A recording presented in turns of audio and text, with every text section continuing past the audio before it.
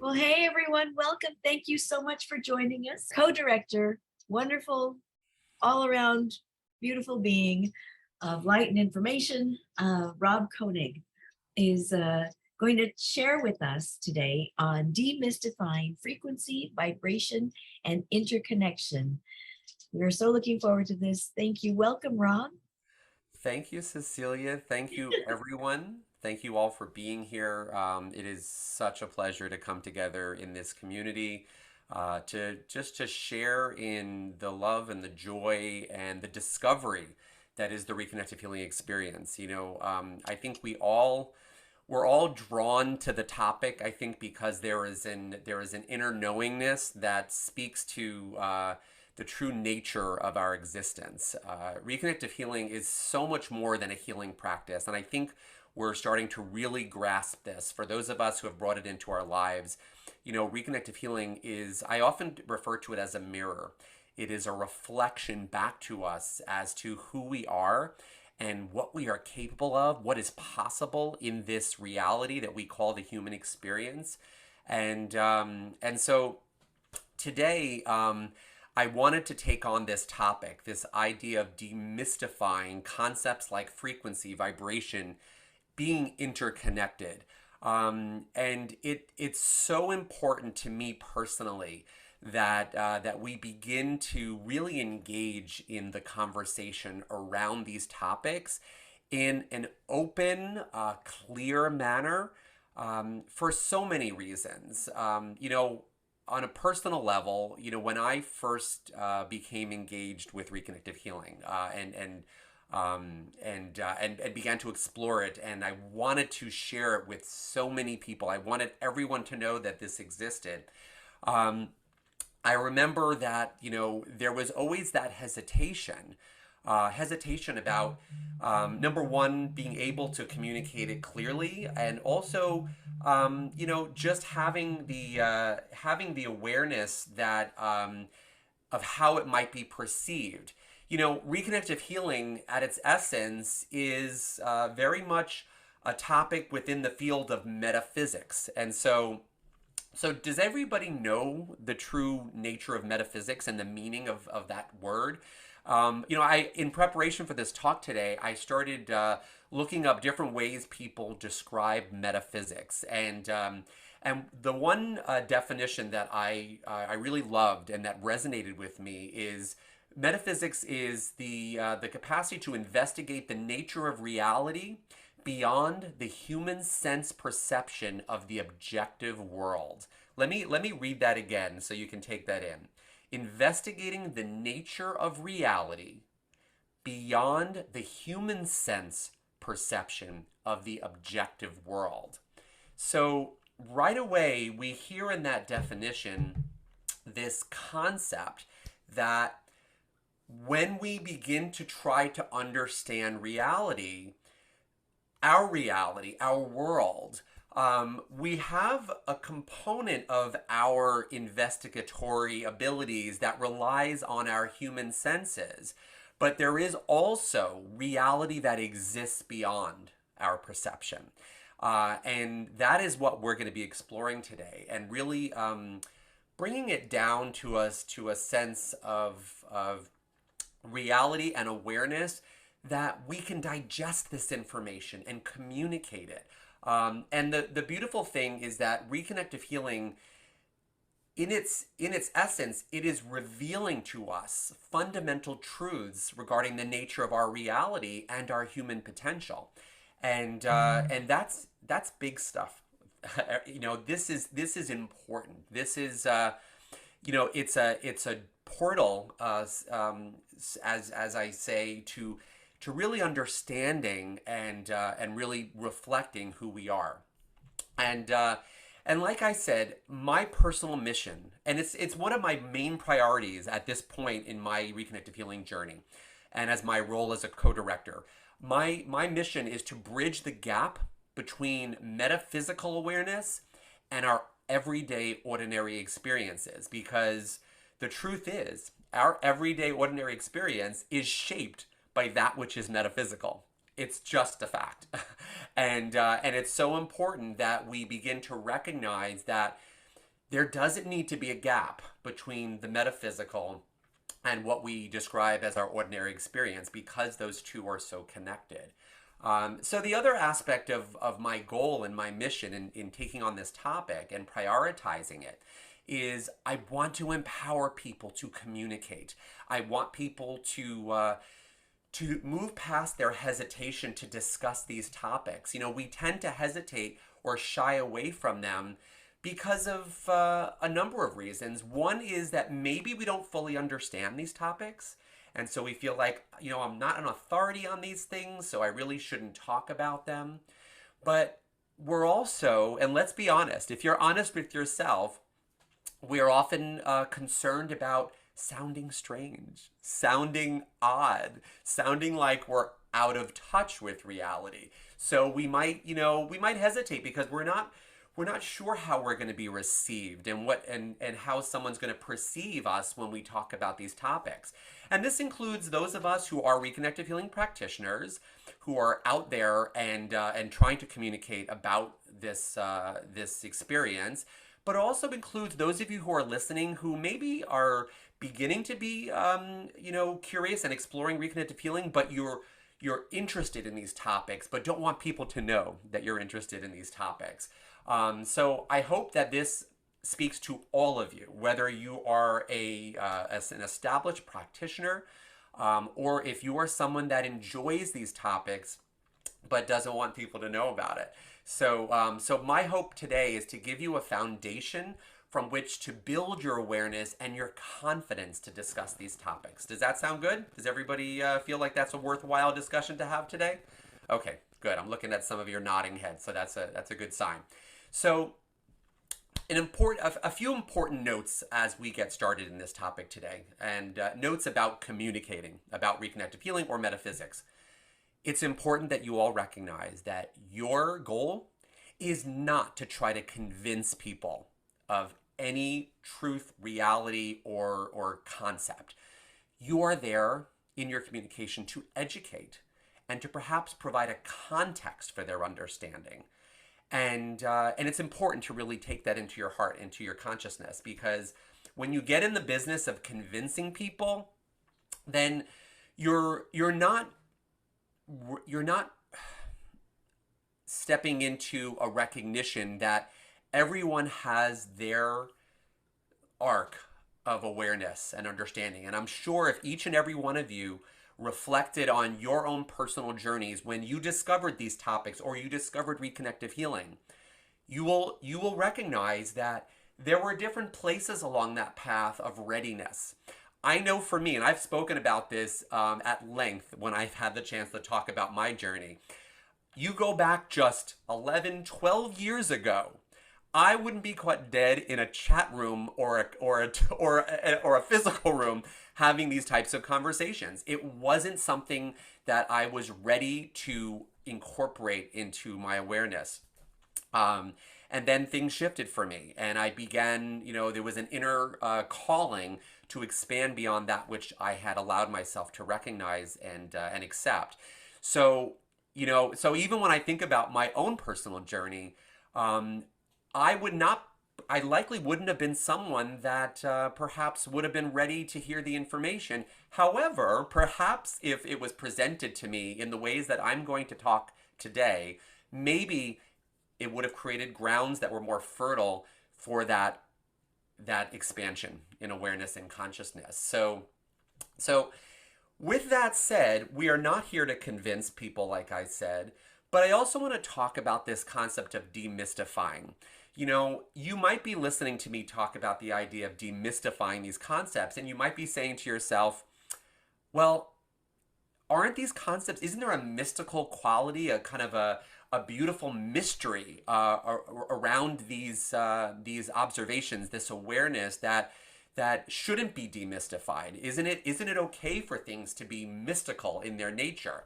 And I want to say absolutely yes. So we may never know all the hows and the whys of what we observe when we delve into metaphysics. But it's important, though, to give a foundation for an understanding that allows a joining of metaphysical with reality. And I believe that there is a place for both. I think we can still be in the wonder of it all, but have a context where it can make sense in our reality. So I hope you're hearing that those two things can coexist. So I'm not trying to remove the mystical nature of what we are becoming aware of, but I'm also trying to make sure that we don't just stay in that domain and we recognize that there is an absolute foundation in our true reality where this starts to make sense. And so what is it specifically about reconnective healing that's hard to explain or hard to communicate? Well, to me, I think it comes down to some root questions that people struggle with, and that is, how do we talk about an interaction and an influence in healing and transformation that takes place without touching, without doing anything physical, without interacting on a physical nature with another?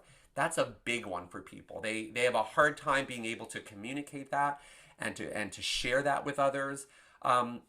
Also, there's this concept of distance where we know that reconnective healing can be shared and can be received from any distance imaginable, from the other side of the planet. Now, for many people, when they think about, even energy healing as a topic, people who are starting to kind of grasp, okay, maybe there's an energetic interaction that I could accept is possible between two people. Once you introduce, yeah, and that also works from distances, as far as clear across the planet, for many people, that's a bridge too far. But I think it's important that we also recognize that these two concepts, healing without touch and connection over distance, these are concepts that we can break down and we can begin to bring some awareness to how those things are possible. So let's begin by taking an historical perspective. Let's go back in time. The truth is, as human beings, we have been questioning the nature of reality since we've walked on this planet. It's a part of our human nature.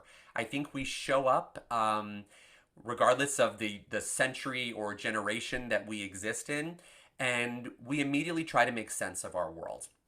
And when we look at the modern world, generally speaking, in the last 400 years or so, we've really been following a set of guidelines and structure that for the last, like I said, almost 400 years, we received from Newtonian physics. Isaac Newton, of course, was a great thinker, scientist, and visionary for his time. And he created a model of the universe and of the world that we have still incorporated into our scientific awareness and understanding to this day. And those Newtonian physics that he described in explaining the nature of the world and the universe really came down to a fundamental concept that the universe was best equated to be a machine that was made up of component parts that interacted with each other. And Isaac Newton relied on the observations that he was making using his five senses. But the question that we have to ask ourselves is, how much of our world and our universe is perceived through these senses? Are our five senses giving us the full picture of what exists and what is around us at all times? And I think you know the answer to that question. The answer is a resounding no. Our five senses are beautiful gifts that allow us to navigate the physical world. We rely on them to be physical human beings, but they are grossly limited in their capacity to take in the reality of what truly exists. And so let's take a look at our senses for a moment, okay? We have, of course, our taste, we have our smell, we have our sight, we have our hearing, and we have our touch. These five senses are our guiding navigational tools that we use to navigate the world. Now, the sense of taste and the sense of smelling are two examples of our sensory systems that are actually translating directly signals because that we are taking into our body. Of course, we don't typically interpret a lot of our world through taste unless you're going around tasting everything that you come in contact with. Not really our primary receiver of information from the world. And even our sense of smell, which is taking in chemical information through the nose. It's a limited aspect of how we're receiving the world.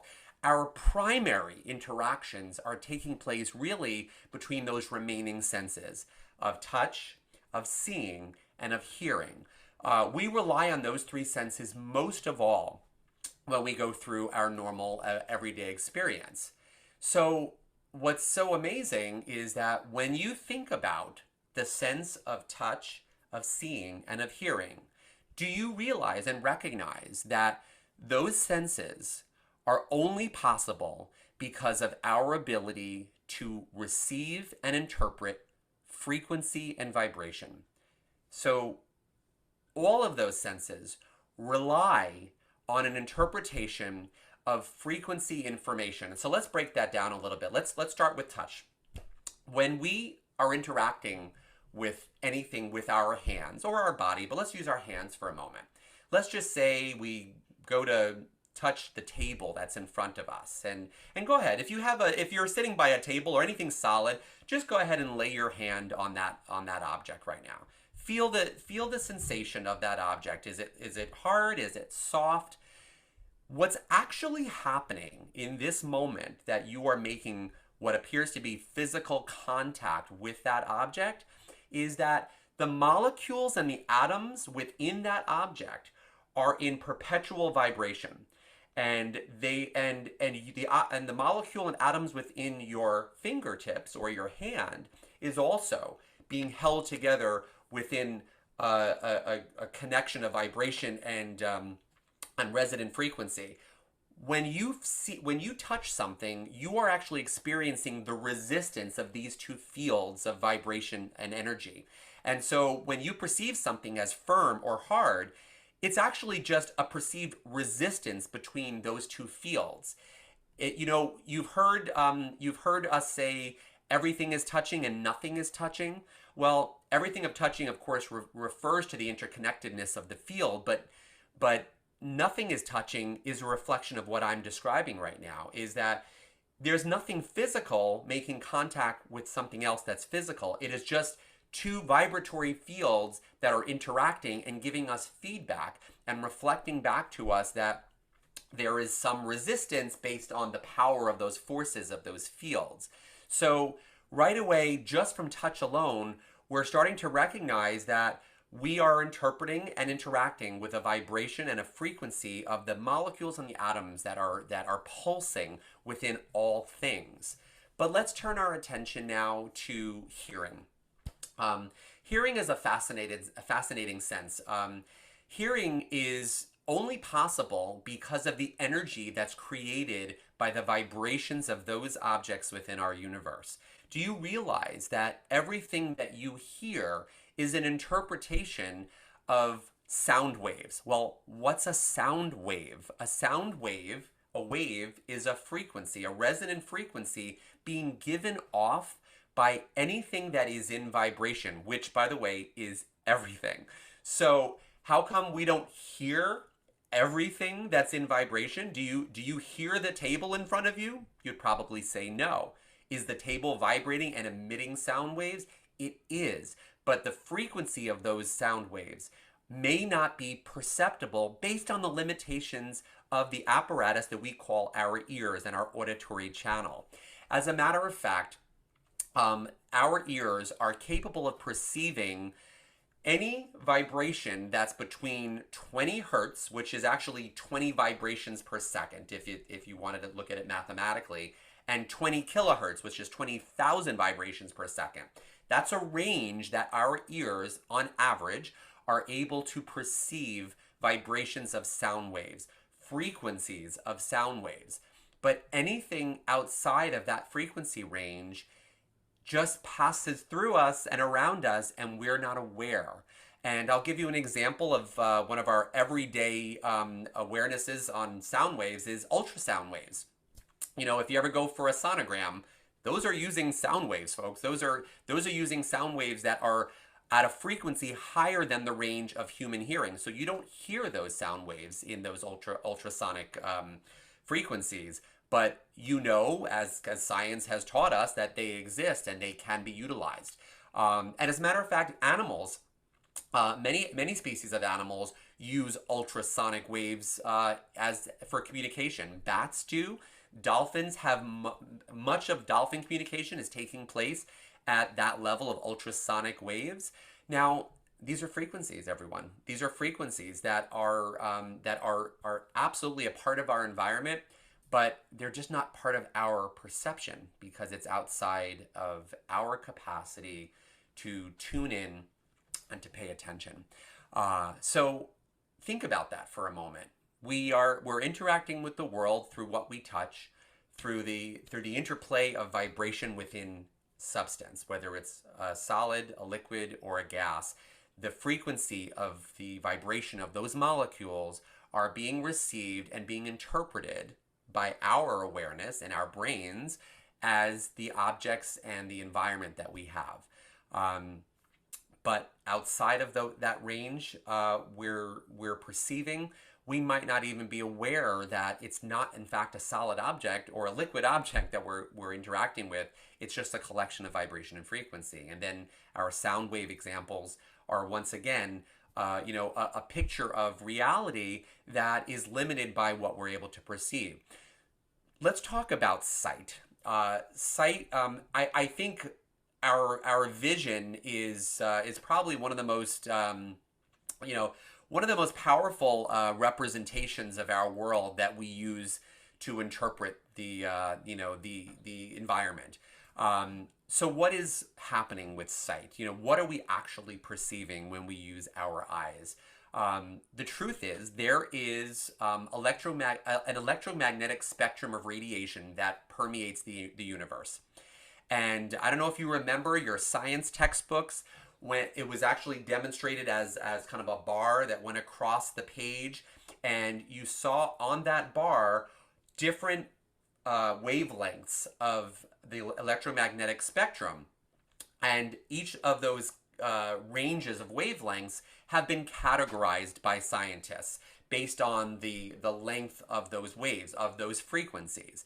And when you look at where human perceptible let's call it visible light, the visible light spectrum that humans can perceive with their eyes, where is that on that spectrum of electromagnetic radiation? It's a tiny, tiny little sliver in the center of that graph.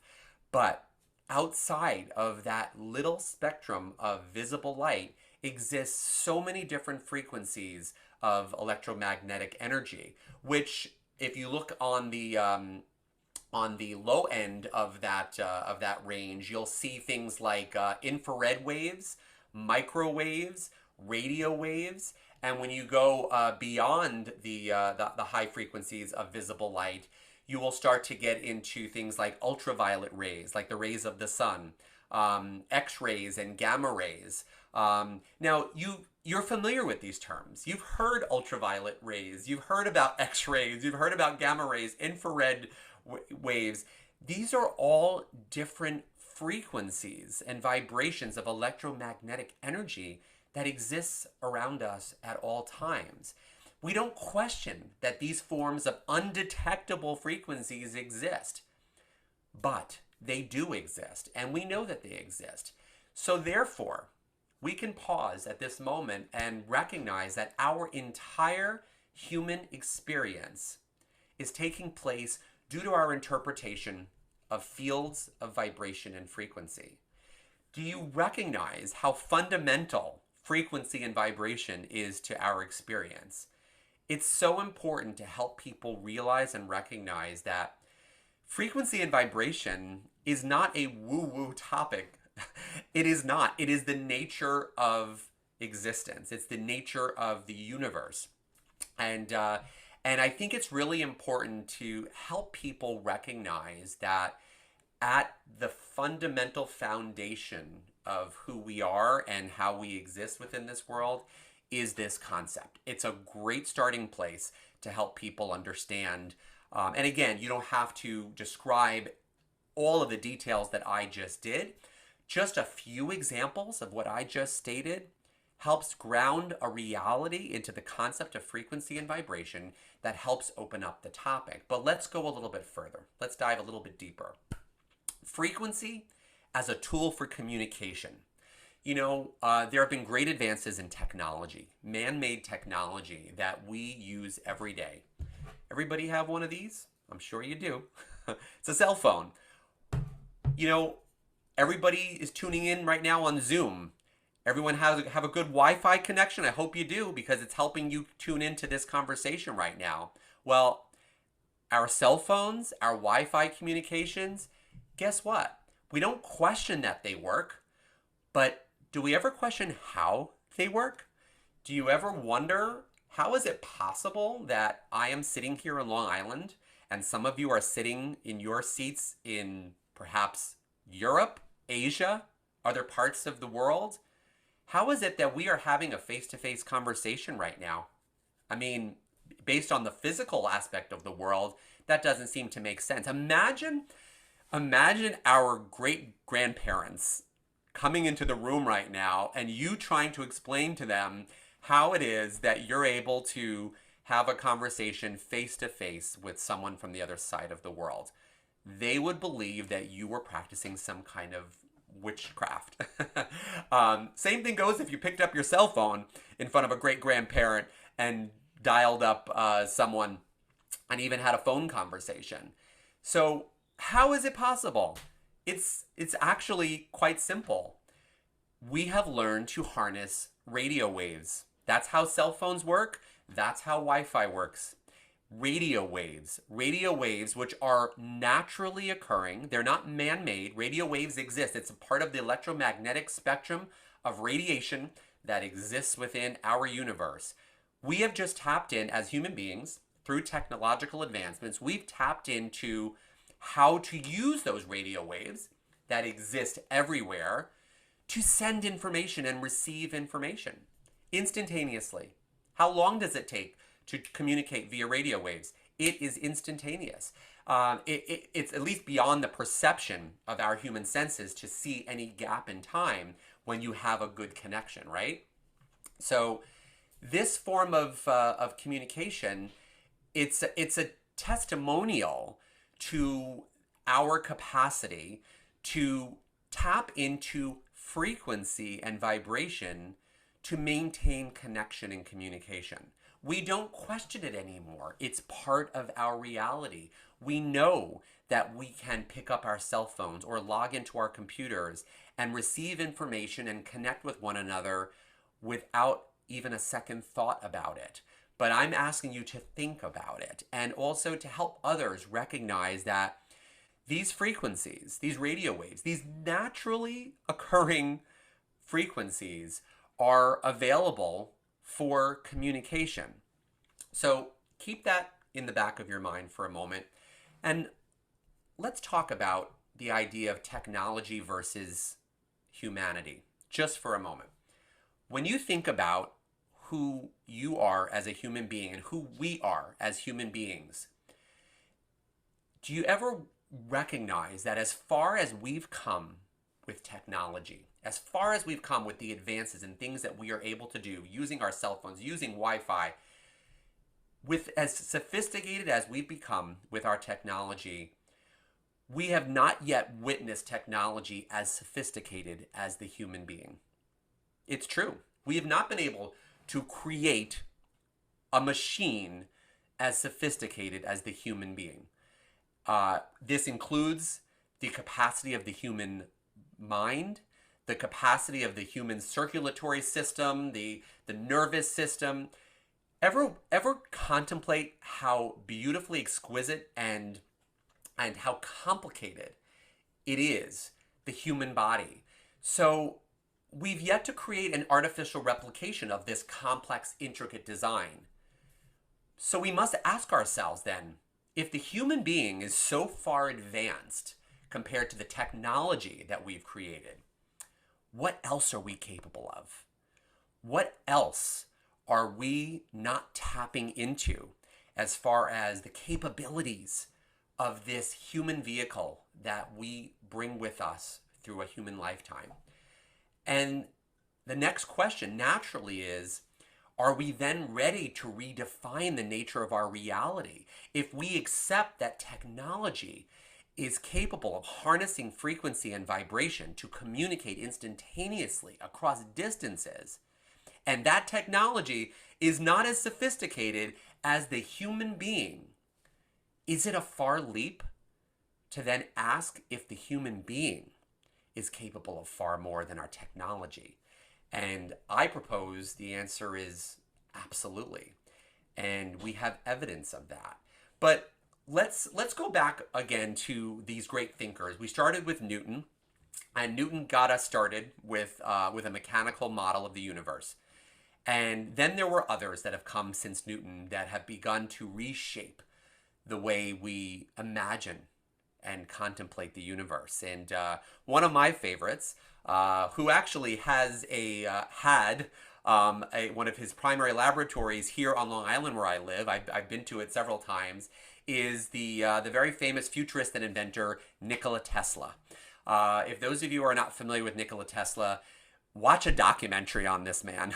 He is a fascinating individual who really was a rule breaker and a trendsetter when it came to forward thinking and really redefining the nature of the universe. And one of my favorite Tesla quotes, of course, which is paramount to our discussion right now, is of course his quote when he said, "If you want to find the secrets of the universe, think in terms of energy, frequency, and vibration." Tesla knew that our awareness, our ability to comprehend the mysteries of existence and the universe had to be understood through looking through the lens of energy, frequency, and vibration. He knew that the nature of existence was being orchestrated by communications of energy through vibrational frequencies. Because let's face it, everything in our physical world is energy vibrating at different frequencies. We know this. This is not a leap. This is not a jump. This is the true nature of our world. And like I said, even those things that are physical in nature or solid, we would say in nature, are, after all, a collection of vibrating atoms communicating within an interconnected field. So Tesla was onto something. He was aware that our capacity to truly understand the nature of reality had to come through the awareness of the role that frequency and vibration played in how things were interconnected. And we can't have a conversation about the nature of the universe without thinking about Albert Einstein as well. Of course, we equate Einstein with intelligence. We equate Einstein with with groundbreaking philosophical awareness of the way the universe works. And did you know that Einstein, one of his famous quotes that might not be as famous, I mean, you might not know it as well as maybe the Tesla quote, but I want to take a look at it with you. He had a quote that goes like this: "The field is the sole governing agency of the particle." I'm going to repeat that. He said, "The field is the sole governing agency of the particle." What did he mean by that? Well, what is the field? Einstein knew that we were part of an energetic matrix, a field, an interconnected field that was made of vibration, that was made of frequencies that flowed in waveform, that existed in infinite manifestations, and the things that we call solid, which he describes as particle, are really coming into form because of what is being organized by the field. So he, in essence, is saying that the field is controlling and creating our physical reality. So to shift our physical reality, we would then need to engage with the field. That's what he's implying. He's saying that if the field is governing the creation of the particle, then everything we have in form today is a reflection of an interaction with the field. It is emerging from the field so that we could observe it, we could interact with it, and we could perceive it. So what manifests in form in time and space is being orchestrated by the flow of energy. So we explored how technology uses frequency for communication. It's part of our everyday experience. But what are some of the examples of natural frequency communications in our world? What is taking place every day around us in the way of frequency communication that is not artificial in nature, like cell phones and the Wi-Fi systems that we've created? Well, science has identified 4 primary energetic forces that are in the universe that are believed to govern the interactions of everything within it. Those forces, of course, are gravity, electromagnetism, and the strong and weak nuclear forces that exist at the subatomic level. These are forces that, of course, are based in frequency and vibration. Okay, they are invisible to the human eye, invisible to human perception, but they are creating the experience of being a part of this universe. Let's take gravity for a moment. We know that the Earth remains in its orbit due to these gravitational forces.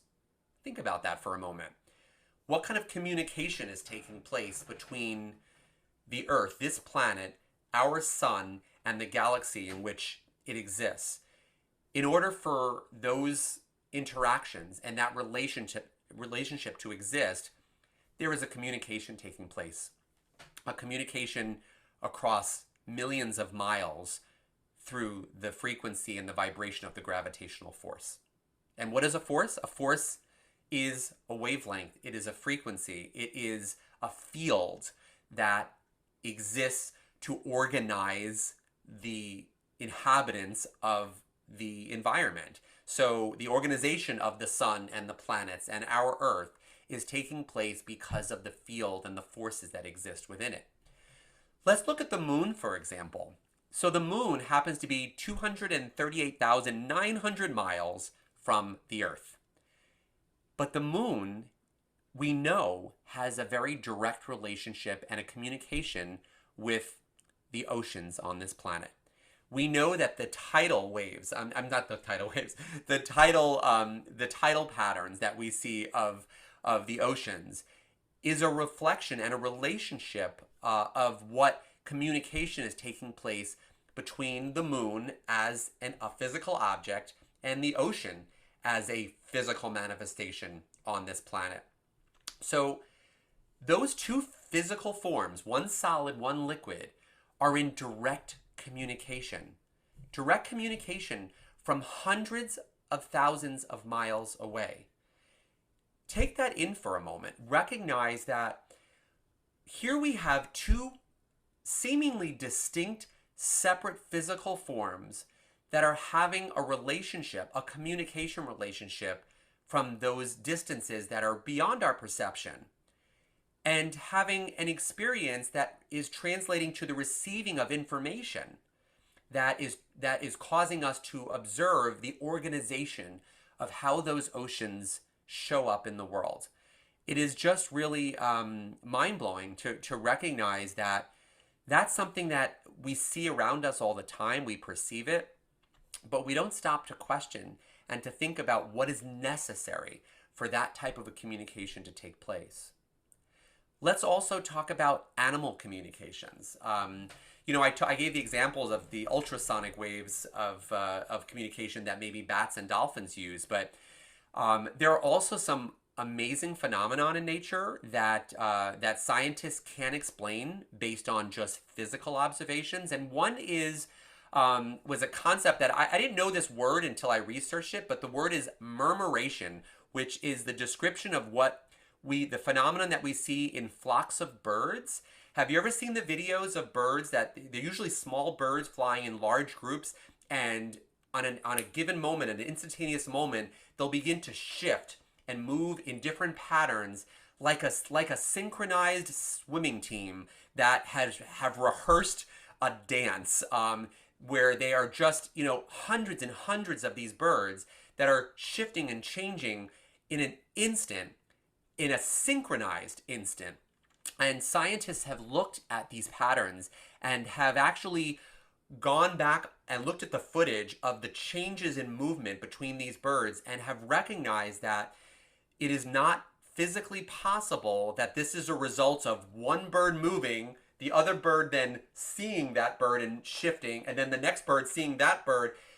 There is no physical possible way for these animals to make these shifts together without some type of a communication that's taking place on a very invisible, energetic, forum. There is something that is guiding and is creating the conditions allowing these animals to instantaneously communicate. So these are things that we see also in fish. There are schools of fish that do the same thing. But these are all examples of aspects of our natural world that are giving us a glimpse into what is possible when we think about communication through frequency and vibration. And then there's the human body again. Let's go back to the human body and talk about the communication that takes place within the cells of our body. There was a time that for many, many years where we really believed that the biochemical model was the communication system within the human body. Meaning, and I'm sure you learned this in school, meaning that when a signal from the brain is going to be received by another part of the body, that there are neurochemicals that travel through the body to get to the location of its target to send information, and then that information comes back to the brain. And there are these neurotransmitters and other biochemicals that are traveling through the body. Now, do those things exist? They do. And they are traveling through the body. But here's the exciting advances in scientific thought around the human body. We are now discovering that there is something called the light model of intracellular communication that is stepping into the forefront, that is stepping into the limelight. So what is the light model? The light model is a recognition that there exists beyond those neurochemical messengers, there is a system of communication that's taking place that precedes it. And it's taking place thanks to the observation of what science calls biophotons. Biophotons are actually emanations of light that come from all living systems. So this goes back to the work of famous scientist Dr. Fritz Albert Popp in Germany, who did extensive work looking at biophotons. And thanks to his work, we now understand the important role that biophotons play in a living organism and it's sustaining its vitality. We now know that these biophotons are emitting immediate communications of information that are being translated and being received instantaneously all throughout the human body. These communications are not only taking place instantaneously, and they're not only just allowing the human body to interact within its own system, but it's also playing a very critical role, and that is it is communicating information that is necessary for us to maintain our balance and the harmony of a system. All frequencies contain information.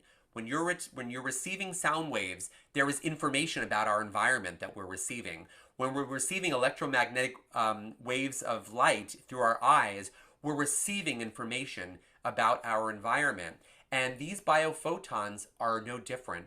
They are allowing us to receive information about health, about vitality. It is tapping into the intelligent design of our body. You know, if you question the intelligent design of the human body, just think about what's necessary to maintain a body temperature of 98.6 degrees. For that system to self-correct whenever we have a fever and our body starts to repair and heal and we return to that set point of 98.6 degrees, or perhaps when you get a cut on your finger and you watch how over time that cut heals itself. There is clearly an intelligent design and there's a communication system. You don't have to consciously create the conditions for our body to maintain its set point temperature. You don't have to consciously set an intention to heal a cut on your finger. There is an intelligent design that knows how to do what it needs to do. So when we begin to think about biophotonic communication and we recognize that that is our natural capacity to maintain our vitality, we recognize that if we can amplify that biophotonic output, we can naturally receive the benefit of this improved communication system. Now, the exciting thing is that the research that's been done around reconnective healing and biophotonic output is amazing. Reconnective healing has been demonstrated to amplify the biophotonic emanations that are coming from living beings, plant, animal, and human. And so it's important to recognize that if you are trying to help people understand how reconnective healing is contributing to our return to balance, our return to harmony, one just simply has to be aware that biophotonic communication is a natural system that is allowing our bodies to return to balance, and the interaction that we have within the Reconnective Healing Exchange is helping to do that. And so I'll explore this a little bit further in just a moment. But let's return to Newton for just a moment. You know, not all of Newton's laws and theories are being dismissed. Newton did have some really amazing revelations, and one of which he described in his first law of thermodynamics. And in that, he states that energy cannot be created or destroyed, only altered in form. We know this to be true, and this is the nature of why we can understand that we are, in essence, eternal. Everything is, because energy, as it changes form, it remains in existence. It is just like Newton recognized, it is just modifying the way it shows up in the world. This is true of our essence, the essence of who we are. Energetically, we are energy. Everything is energy. And so when somebody questions, well, how can you say that we exist beyond this physical life? Well, it's science, folks. It's science. We are energy, and the energy of our core, the that makes us who we are. It is eternal because it as it changes form, as it comes into. Remember when Einstein said that, you know, the field is the sole governing agency of the particle. Well, that particle that comes into existence, that physical form, it erodes from the field and it returns to the field, but it doesn't disappear. And so it's important to recognize that this energetic essence, which is infinite, it transcends our human experience, which is finite. And so these are just two different aspects of who we are and how we show up in the world.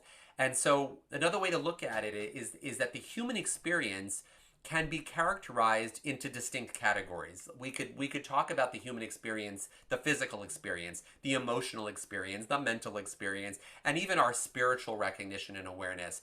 But the truth is, we're not a collection of isolated states of beings. We're not the physical, emotional, physical, and spiritual, just a collection of these things.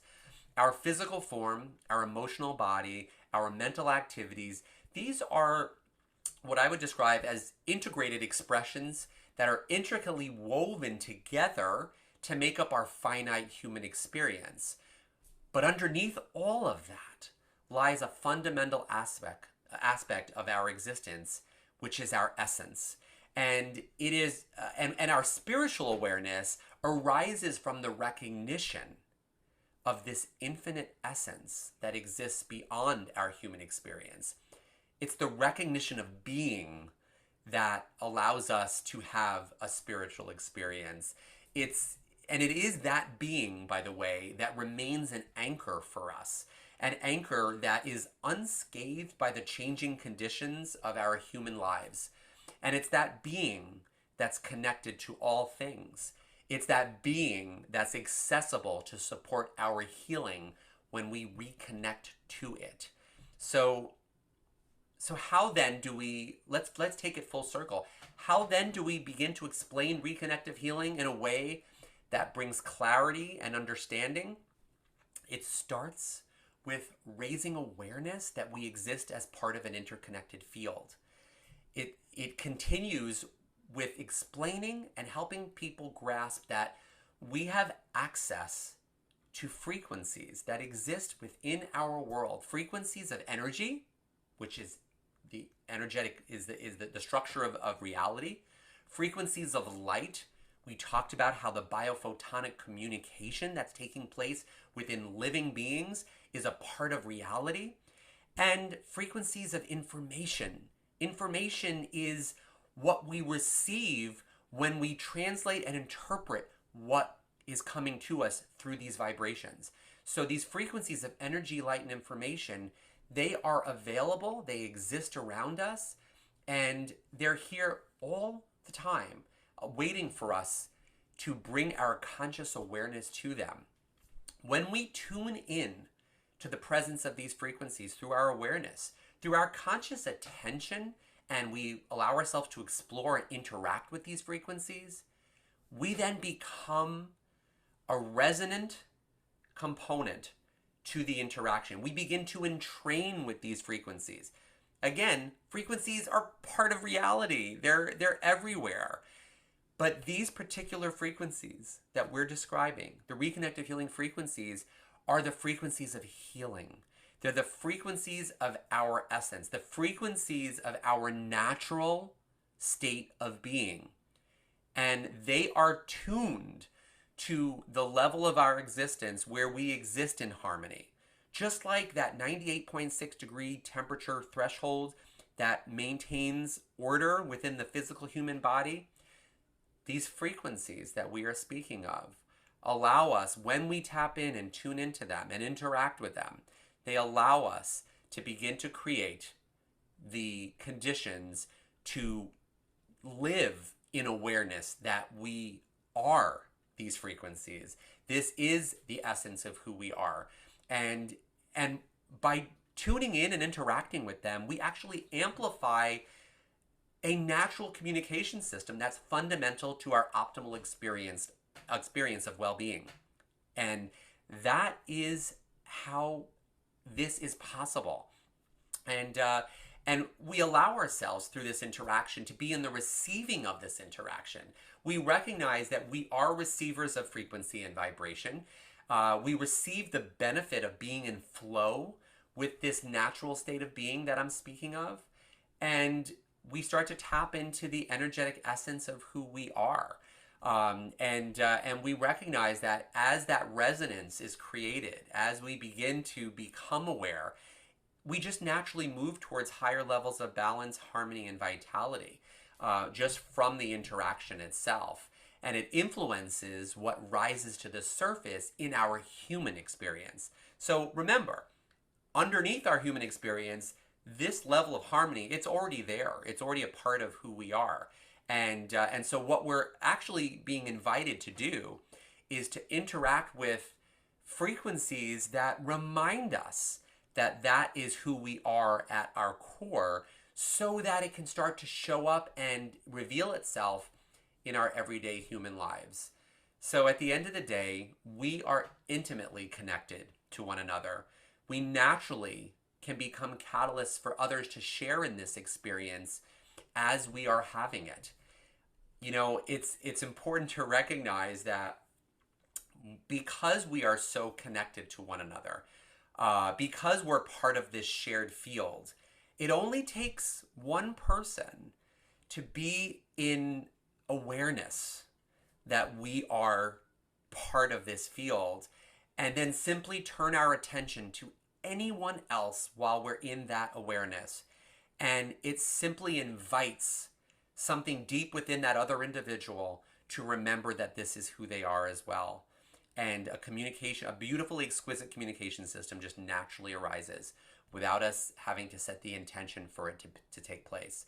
You know, I think it's important also to just think about, I'm all about finding ways to communicate and to help clarify aspects of the Reconnective Healing Experience. So I just want to, I think I have a little time to go into another kind of a parallel topic, which is a topic of great interest to many people, and that is, how does reconnective healing then fit into the context of what others might describe as traditional energy healing approaches? How do we, is what I'm saying just a reflection of any energy, I'm sorry, any energy, it's hard to say, any energy approach to healing? And the answer is, on some level it does, but on many levels, there are key distinctions.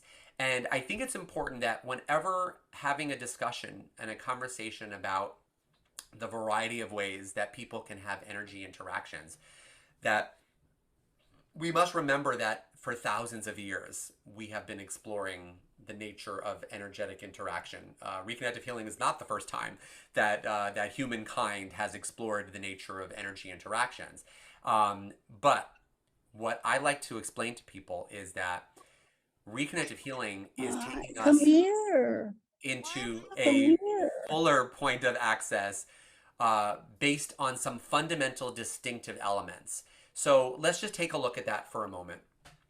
One of the distinctive elements of the reconnective healing experience is the fact that we are releasing efforts to control or direct the flow of energy, which in fact opens the door for an infinite range of possibilities for healing.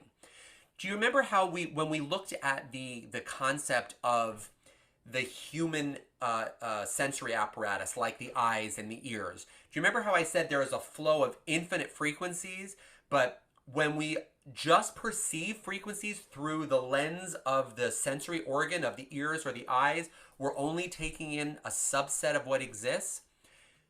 When we practice techniques that focus in through the technique on energy, it's like we're creating an energetic sensory organ that, instead of taking in the entirety of what's being received, it's funneling and focusing our attention through the specific technique or ritual, or even more so, when we try to control and direct the flow of energy, we're actually removing the conscious, intelligent design that happens naturally, and we try to override it and say, you know what, I'm going to direct this into it through my conscious mind play, and I'm going to try to see if I could tell the energy where it needs to go and what it needs to do. This is a fundamental distinction between what we know and experience through reconnective healing. It's allowing us to tap into the entirety of the spectrum of these frequencies and not try to control and dilute it and reduce it to something less than it really was meant to be. And so the other distinction that's important to communicate is this concept that we don't have to send anything when we are facilitating what we call the Reconnective Healing Experience. And why don't we have to send? Because immediately when we step into the notion of sending, we have created a division and a separation, because to send means to take from one place and bring to another. That is the nature of sending. So when we say that we're sending energy, what we're actually starting with as a foundation is a consciousness of separation. And I'm going to bridge that separation through my interaction. But what if we started from an awareness that we're not separate? We're part of an interconnected field. And what I allow myself to receive, I'm going to invite others to receive as part of this beautifully orchestrated organism that is humanity, that is the universe. So it's important to make sure that that distinction is clear. And at the end of the day, it's also about recognizing where we're placing our attention. You know, so many well-meaning practitioners of energy work and even of Western medicine, it's about placing our attention in limitations, in challenges, in aspects where we are lacking. And we're using that attention and consciousness of focusing on that which is less than whole to be the point of interaction and engagement. The beauty of what takes place with the Reconnective Healing Experience is that, as I mentioned before, that eternal essence that already is whole, that eternal essence of energy that exists before and beyond our human experience, that wholeness is what we are exploring when we engage with the Reconnective Healing Experience. We are taking the moments to say, I know, I see you, I see me, and I see the I am, which is the collective awareness that we are one, and that becomes the focal point of my attention, the simple focal point of my attention. I'm not looking for what is limited about your human experience. That's taking place on the surface. That's like going to the ocean and looking at what's showing up floating on the surface of the ocean to try to define the ocean. The ocean is not defined by what is floating on the surface. The ocean has depth. It has vastness. That is who we are. That is who you are. And we cannot try to understand or try to control or change the nature of reality by looking at what's happening on the surface. And when we tap into the essence of our wholeness and the essence of our essence, we recognize that that is the interplay of where the magic takes place. So, of course, these aspects of reconnective healing are so tied into what we know about the nature of reality, the nature of frequency, vibration, and energy. And I would say, you know, reconnective healing is a genuine recognition for our inherent interconnectivity to everything, to everyone around us. And in the end, it's a true expression of our worth and our wholeness. And I hope in this discussion today, I hope what you received from this topic is that there is evidence in the world around us that this is not just a mystical experience. It is part of reality. It is part of the nature of how the universe has been constructed and how we are such a vital part of that. And we're not distinct and separate from it. And just like our technology has learned to harness frequency and vibration, it's time for us to step up and recognize that the brilliant technology that is who we are, our human form, our human existence, is more than capable of tapping in to the energy, the frequencies, and the vibrations of healing that are available to us every day. And fortunately, thanks to the discoveries that reconnective healing is allowing for us to make in our lives, we can be who we were meant to be now. We don't have to wait till something is discovered or the hows and the whys are more further explained.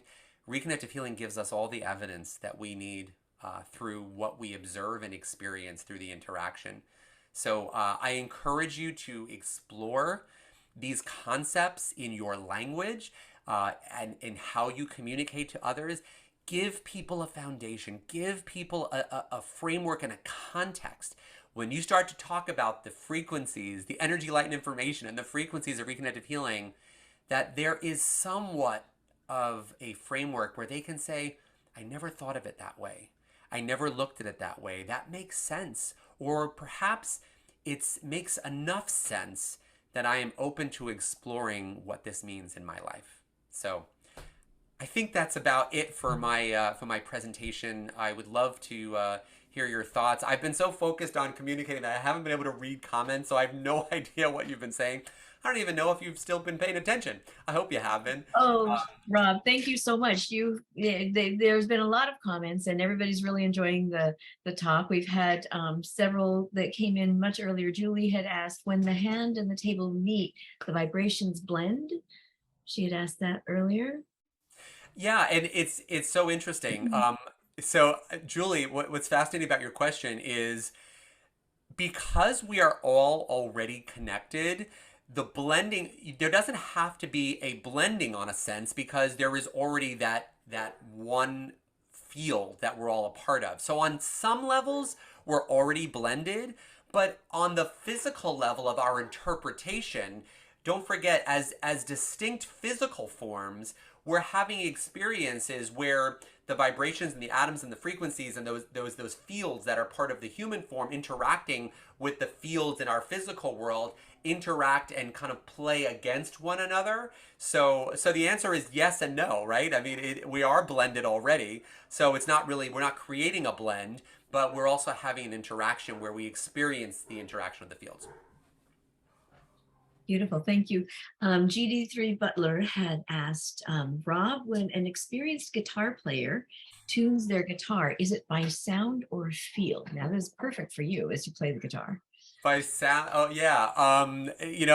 Depending on what guitar player you speak to, and their level of awareness of vibration and frequency, yeah, it's sometimes it's sound, sometimes it's feel. But what's so beautiful about the guitar analogy, as a guitar player, and I know you're one as well, when you are tuning to a string, often what guitar players will do is maybe sometimes they'll use an external source that is vibrating at a frequency that you would like to match. Like for example, the lowest string on a guitar is the E note. So when you're tuning to a standard tuning on a guitar, sometimes when you haven't yet developed the sense to kind of hear that E note naturally, what you will do is there are tuners that will play that frequency, and then you start to pluck the string, and you start to change the tension on the string until the resonance of that frequency matches. And it's fascinating to watch the frequency of the string. You'll see the vibrations of the string. When it's not in tune, you'll see it actually vibrates at a larger wavelength. And as it comes into tune, you'll see the wavelength start to collapse and shrink. And then right when it matches that resonant frequency, you see it actually shrinks and it kind of finds its place in resonance and it entrains with that interaction. So music is, music and musicals, notes and sound, again, they're perfect illustrations of how frequency exists in our environment and how it's part of our experience. Beautiful. He also had shared, thank you, GD3. Do you want to talk to that? Because you had a couple of comments. You also said, if we are all connected, they are us or we are them. Yes? Yeah. Is that a question or is that a I don't know. statement? Well, let's ask GD3. Why don't you join us? Hey, Well, Dave. I was actually, hey, Rob, that great answer. I haven't looked at the string. I've been going for feels, and now I'll start looking at the string now to see. Watch the strings while you're tuning them. It is fascinating. Yeah. So the us or them, referring to your comment about Tesla and Einstein. If you go along with the I am, they are us, we are them. Where are they? They're out in the field, as somebody, I think Christina said, they're out in the field. Well, they're in us and we are them. Exactly. And depending on your point of reference, we will either perceive them as separate or we will perceive them as part of our whole and part of who we are. I mean, let's be clear. as human beings, we chose to have this experience where we can see distinction and separation, and there is much to gain from having that human vantage point. We get to explore the variety of this earthly playground, but that in from that vantage point, yes, we see the us and them. But when we tap into what exists beyond that human perspective, and reconnective healing so beautifully takes us into that consciousness. I know that for those of us who have played and explored with reconnective healing, you'll know what I'm referring to. When you're having that interaction, all of a sudden there is a blurring of that line, and it's just like you feel that what you're having as an experience is a shared experience of just wholeness.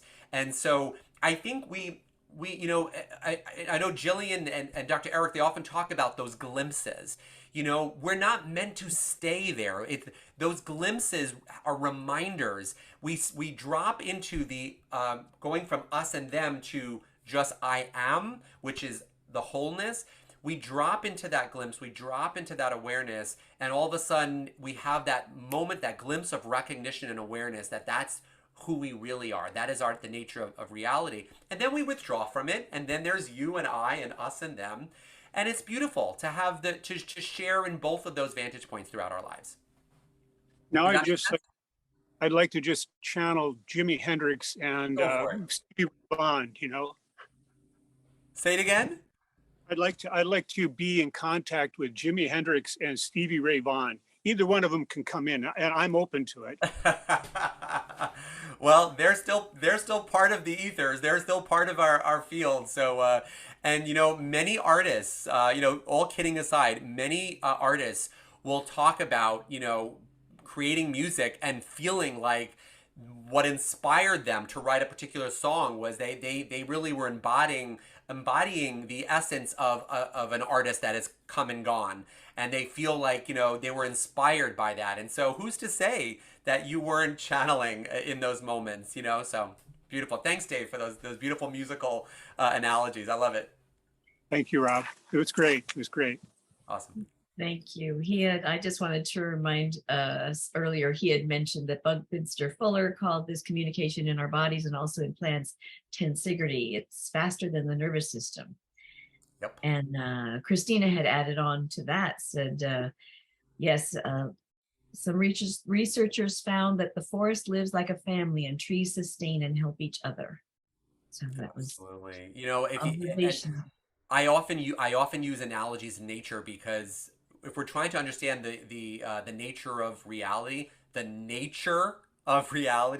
look to nature, everyone. Look to nature, because nature is reflecting back to us the reality of our existence. And so it's so important to spend time in nature, because if you really want to resonate with who you are, the natural world is just there as such a supportive reminder of who we are. beautiful. Thank you so much. What I'm going to do right now, Rob, just hang around there, is I'm going to invite our life leaders to join us. I have Mary Chase, Katharina Seidler, and Julie Stone this week. Welcome, life leaders. What would you like to share? Hi. Actually, before we share anything, I have another question for you, Rob. Go for it. I was just going along with your description of the different kinds of energetic communication and vibration communication. And then later on, you talked about, receiving the frequencies of reconnective healing, or the frequencies of balance, and the biophotonic communication. And I was thinking, if I were the client, I would wonder about how you can receive these specific frequencies and not, well, you receive them all, but what we do to filter out, so to say, these specific frequencies. And the concept that comes to my mind is entrainment, but I wanted to know, like, what your take is on that. Yeah, no, it's a beautiful question, and I think it's important to communicate that our ability to receive a resonance with those frequencies, I believe, comes first from the consciousness and awareness of these concepts. So being aware that we exist as part of an interconnected field, that is the beginning of an opening to to this communication. Again, I think that there is this aspect of when we allow ourselves to tune into that which exists, when we don't rely only specifically on what we are able to perceive, and we begin to expand our awareness, we begin to be more receptive to receiving that which is all around us. So a part of tuning into those frequencies is the consciousness and awareness of interconnection and being a part of the field. The other aspect is being aware that we already exist in a state of wholeness. When we withdraw our attention from challenge and limitation, and this is important that we talk about with our clients in a professional level, that one of the reasons that we are not focusing on any challenges or limitations is that in order to have this kind of communion with these frequencies of healing, that we have to recognize that healing takes place at the level of wholeness. It was once said, if you want to find let me see if I can put it more accurately. The frequency of the answer cannot be found at the frequency of the question. It might be stated a little bit different ways in a couple of different manners, but it's an important concept. If you're looking to find a solution to a problem, it's not found by focusing on the problem. It's found when you allow yourself to transcend the frequency or vibration of the problem, so you are ready to receive the solution. I think this is a perfect example of what we're doing in Reconnective Healing, right? We're working with someone who maybe has come in to experience more healing, more balance and harmony in their lives. So instead of recognizing that we're we are vibratory receivers, instead of saying, well, I'm going to focus my attention on the frequency of challenge, I'm going to allow myself to open up and recognize that within us is a vibration of wholeness. And if I allow myself to receive that and become aware and allow myself just to observe it, that's what begins to show up. So does that help at all, Katarina? Makes perfect sense, and I love the explanation. So yeah, thank you so much. It was a lot. But I feel that there was so much clarity in the way you've stringed these concepts together.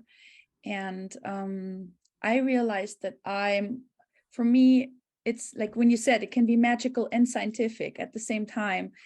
I think that I basically just go with, for me, it's magical. I don't need people to recognize this. And I also don't need to give explanations. So I kind of sneak out of the whole discussion. And the only way I bring this to people, the main way, is I say, I know this, it's great. I let them experience it. And I basically trust that they trust me.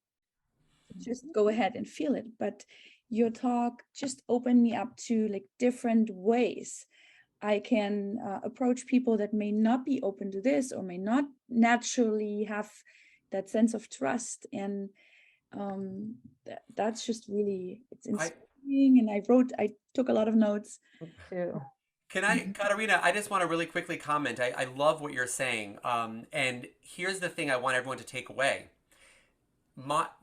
I don't necessarily want you all to think that you have to engage with everyone on this on the topic of reconnective healing by launching into scientific explanations.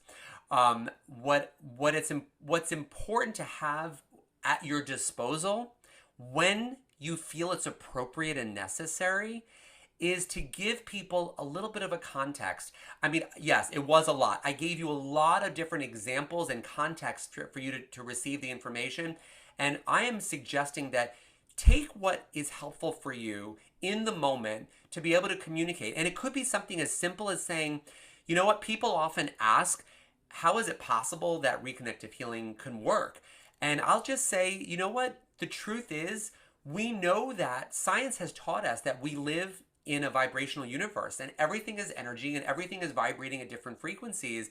And whether we can perceive those frequencies or not, it's not possible based on just our five senses. So there's more that we can experience, and reconnective healing is tapping into these frequencies that are all around us. So again, it could be just a simple little reference to this awareness that helps give someone a context that is, and as you said, Katarina, there might be someone that is skeptical or maybe a little bit having a hard time grasping, where you might pull this out and just use that as an assistance to help, bridge that gap. Great. This has been so good, Rob. I can't thank you enough. And especially for someone who is as unscientific as I am, the use of metaphor was so helpful. Even that sort of chain reaction of intent within the birds as they fly as one is such a good illustration of how we and they, I and you becomes we and we. We are all in this same path of intention. And Dave's metaphor about the guitar, it helps me bear it in mind. And I don't have to remember the physics so much as I can use these metaphors and hope somebody else knows the physics. I'm with you, Mary. But first, I just want to say thank you so much, Rob. I loved it to listen to you. You make things really clear, like Katarina said, the clarity of your discussion. I am kind of all over the place. There was so much information. I've got all these notes and I'm going, okay, should I mention this? Should I talk about this? And there's one thing that you said, and I think I have understood it correctly. When you are feeling the vibrations, the frequencies, just like living in the frequencies, and you're with other people, and they're also receiving, right? As you are. You don't have to say, oh, I'm in the frequencies, so you should, you don't do that. I mean, I think about that when I'm teaching, I'm a Pilates teacher, that I will tap into the frequencies, and, I don't know what, sometimes I do wonder, do they feel anything? But there was that. And there was also something about you saying, tapping into our inner harmony, which just that to me sounds so beautiful, that we've got everything that we have already, which brings me to always, just knowing that reconnective healing is so simple, and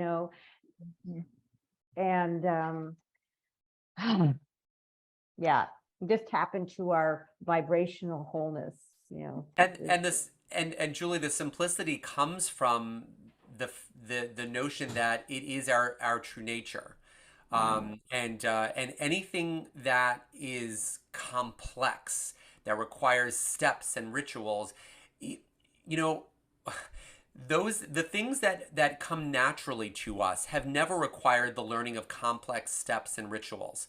When we learn to speak, when we learn to walk, it wasn't because someone sat down with us and said, to us as almost 1-year-olds, they didn't say, okay, now remember, mechanically, what you need to do is you need to position your leg, and nobody gave us complex steps and rituals. The ability to walk, the ability to communicate, it was a simple expression of who we are. And so it's always good to check in. And when you want to see what is natural to who we are, ask yourselves, how complex was it to learn? And if it was something that someone had to teach us, with steps and rituals and techniques, then chances are it's it's something that was added to our experience, not something that was fundamental to who we are. So yeah, Mhm. It's more of an organic. it's organic. Reconnected yeah. healing is organic to who we are. Yeah. Mhm. That was beautiful. I'm leaving this talk. Thank you. So much Thank joy. you. gratitude. Yeah, me too. Yeah. Thank you so much. Thank Well, you. I Thank think you we so much, everyone. Oh, thank you. Go ahead, Mary. What would you like to share? no, nothing except I'm spewing gratitude. It's just Yeah. never mind me. Ditto. Welcome, welcome. Thank you Beautiful so much, Rob. discussion. You've given us so many things to think about and new ways to speak and share, and it's beautiful. I just more thank you so much, everybody. Rob, it's wonderful as always. Can I add Yes? one more? Can I add one more You quick may. thing? Don't forget Yes. that in November, our next Catalyst weekend is in Virginia Beach. Yeah. If anybody wants to really dive deep, who hasn't yet, or those of you who have and want to come back as alumni, November 12th and 13th in Virginia Beach, we're going to be together in person, right overlooking the water. In a beautiful location as we play and explore reconnective healing in our lives on a very deep level. So hope I see some of you, all of you, in Virginia Beach. Wonderful. Thanks, everyone. Have a beautiful week. Mwah. Thank you. Bye. Okay.